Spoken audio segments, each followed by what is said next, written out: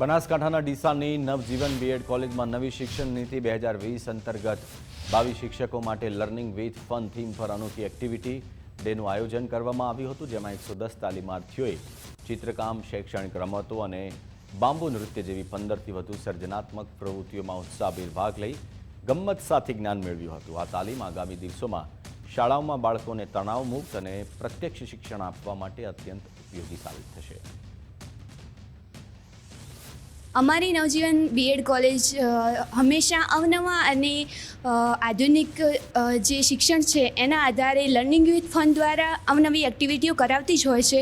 તો દર શનિવારે અમે અલગ રીતની એક્ટિવિટીઓની ઉજવણી કરતા હોઈએ છીએ।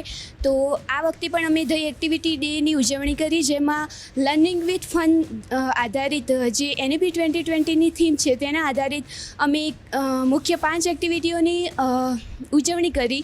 નેશનલ એજ્યુકેશન પોલિસી ભારતભરમાં અમલી બની છે, ત્યારે લર્નિંગ વિથ ફન અને લર્નિંગ વિથ એક્ટિવિટી એટલે બિયોન્ડ ધ બુક્સ એટલે કે પુસ્તકીય જ્ઞાનથી થોડુંક આગળ વધીને હવે બાળકની મેમરી પાવર સ્ટ્રોંગ થાય। આપણે પહેલાં ભણતા હતા કે ભાઈ તાજમહેલ શું હતો, પણ તમે જ્યારે પ્રત્યક્ષ તાજમહેલને નિહાળો ત્યારે જ ખબર પડે કે તાજમહેલ આ ટાઈપનો છે। એવી રીતે ભારતના વિવિધ નૃત્યો આપણે જોઈએ છીએ અને ઘણો બધો અભ્યાસ અત્યાર સુધી કરી નાખ્યો કે આવું નૃત્ય હોય, આ પ્રકારનું નૃત્ય, પણ જ્યારે પરીક્ષા પૂરી થઈ જાય ત્યારે બાળકને કંઈ યાદ રહેતું નથી।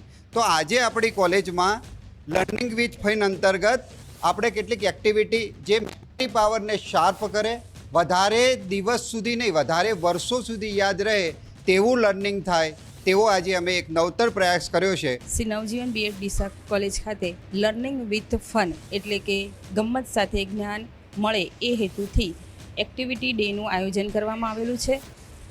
નવી એજ્યુકેશન પોલિસી જ્યારે પ્રવૃત્તિ પર આધારિત શિક્ષણની હિમાયત કરી રહી છે, ત્યારે આજે નવજીવન બીએડ કોલેજ ખાતે જુદી જુદી 5 પ્રવૃત્તિઓનું આયોજન કરવામાં આવ્યું છે, જેનાથી વિદ્યાર્થીઓની શબ્દ ભંડોળ વધે, એમની યાદશક્તિમાં વધારો થાય, એમના માનસિક શક્તિનો વિકાસ થાય, એવા ઉમદા હેતુથી આવી જુદી જુદી પ્રવૃત્તિઓનું આયોજન કરવામાં આવેલું છે।